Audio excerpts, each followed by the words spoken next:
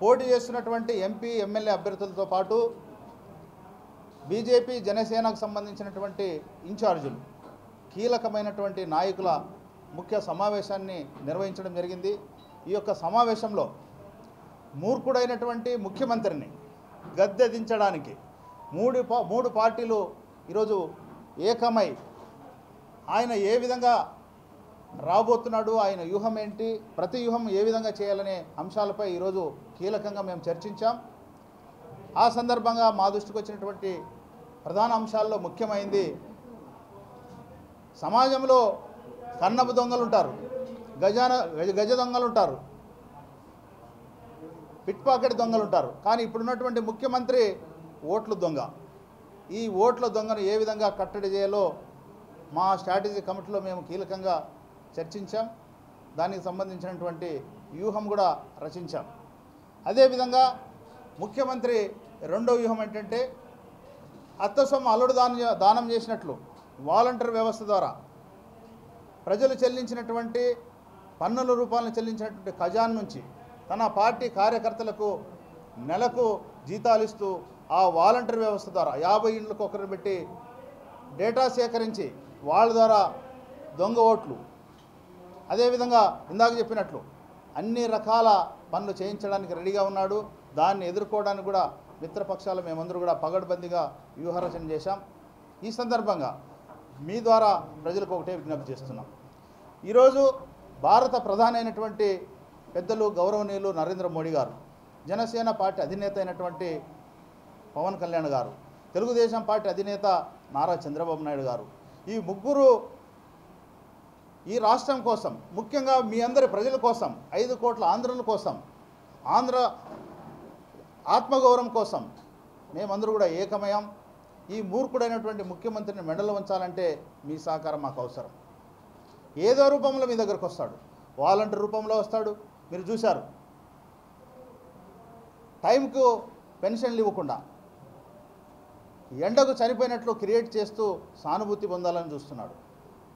మేము తెలుగుదేశం పార్టీ కానీ, భారతీయ జనతా పార్టీ కానీ, జనసేన పార్టీ కానీ మీకోసం, మీ అందరి కోసం ఈరోజు భారతదేశాన్ని కానీ, ఆంధ్రప్రదేశ్ని కానీ, రాబోయే ఈ ఆంధ్ర రాష్ట్రాన్ని కానీ ఏ విధంగా పరిపాలించాలి, సంక్షేమ అభివృద్ధి కార్యక్రమాలు ఏ విధంగా తీసుకోవాలి, ఇంకా మెరుగైన పథకాలు ఏ విధంగా తీసుకోవాలనే ఉద్దేశంతో మేము పోతుంటే, ఈ ముఖ్యమంత్రి ఫ్యాక్షన్ మెంటాలిటీ ఎంతసేపున్నా పోలీసు వ్యవస్థను, వాలంటీర్ వ్యవస్థను, అదేవిధంగా రకరకాల వ్యవస్థలను మేనేజ్ చేస్తూ మళ్ళా గద్దెనెక్కాలనుకుంటున్నాడు. మీకు అందరికీ ఒకటే విజ్ఞప్తి చేస్తున్నాం, దయచేసి ఆలోచన చేయండి. ఈ మూర్ఖుడైనటువంటి ముఖ్యమంత్రిని మెడలు వంచాలంటే ఓటు అనే వజ్రాయుధం మాత్రమే ఉపయోగిస్తే తప్ప ఈ మూర్ఖుడు బాగుపడు. అందుకోసమే మిత్రపక్షాల పార్టీ తరపున, ఎన్డీఏ పక్షాన ఈరోజు ఎంపీ తెలుగుదేశం పార్టీ తరపున, 6 నియోజకవర్గాల్లో తెలుగుదేశం పార్టీ తరపున, ఆదోని బీజేపీ మిత్రపక్షమైనటువంటి బీజేపీ తరపున మేము పోటీ చేస్తున్నాం. అందుకోసమే మీరందరూ కూడా మీ అమూల్యమైనటువంటి ఓటును సైకిల్ గుర్తు మీద వేస్తే తెలుగుదేశం పార్టీ అభ్యర్థులు గెలుస్తారు, కమలం గుర్తు వేస్తే బీజేపీ అభ్యర్థి గెలుస్తాడు. దయవుంచి మీరు ఒక్కసారి ఆలోచన చేసి మీ పవిత్రమైనటువంటి ఓటును, వజ్రాయుధాన్ని మూర్ఖుడైన ముఖ్యమంత్రిని మెడలు వంచడానికి ఉపయోగించుకోవాలని కోరుకుంటూ మీ దగ్గర సెలవు తీసుకుంటున్నాను. టీడీపీ ఆఫీస్లో 3 పార్టీలు, ఎన్డీఏ పార్టీలు సమన్వయ కమిటీ నిర్వహించినాము.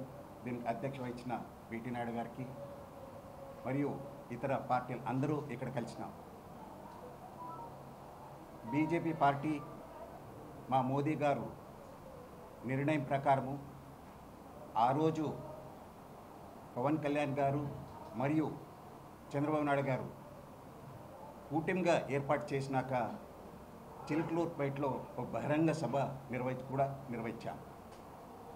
దానికి ఒకటే చెప్పారు మోదీ గారు, మనము రాష్ట్రం బాగుపడాలంటే ఈ 3 కూటమిలు కలిసికట్టుగా అన్ని రకాలుగా డెవలప్మెంట్ చేయాలంటే ఈ యొక్క కూటమిని నిర్వహించుకున్నాము.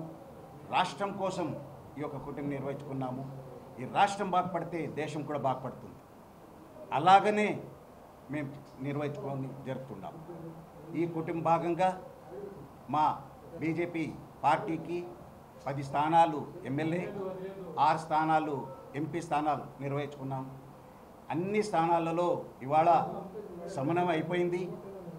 ఇంకా ఎలక్షన్ మోడ్లో స్టార్ట్ చేసేసాం. ఈరోజు ఆ భాగంగానే కర్నూలు పార్లమెంట్లో నమస్కారాలు. మన దేశ ప్రధాని శ్రీ నరేంద్ర మోడీ గారు ప్రపంచం మెచ్చిన నేత. ఈరోజు సబ్కా సాత్ సబ్కా వికాస్ సబ్కా విశ్వాసం లక్ష్యంతో బడుగు బలహీన వర్గాల అభ్యున్నతే ముఖ్యంగా అనేక పథకాలను ప్రవేశపెట్టిన విషయం మనకు తెలిసిందే.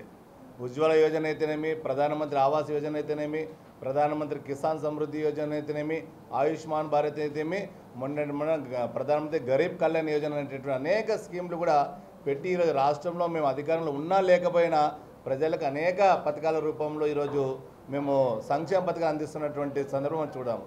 కానీ అనేక డబ్బులు ఈరోజు సర్పంచులకు ఇచ్చినటువంటి డబ్బుల్ని ఇక్కడ ఉన్నటువంటి రాష్ట్రపతి దుర్వినియోగపరుస్తూ ఉంది.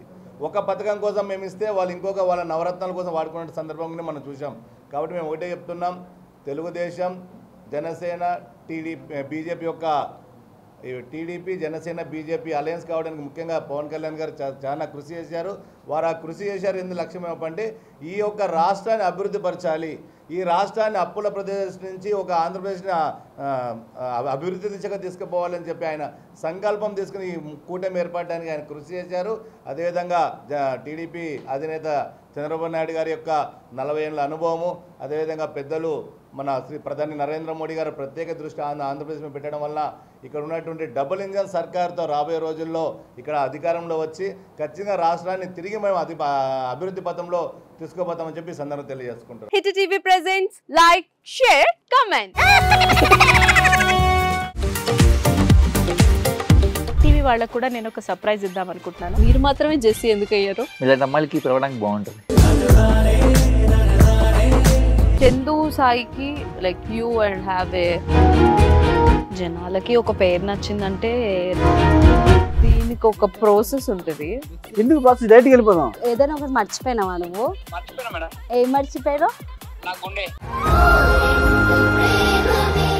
ఏదో ఆ టైంకి మన సుడి బాగుంటే ఎవరన్నా చూపిస్తే రాయగలం కానీ డోర్ టు డోర్ సేల్స్ చేసేవాళ్ళు. శారీ వస్తుంది, శారీలో వెనకాల కట్టుకుని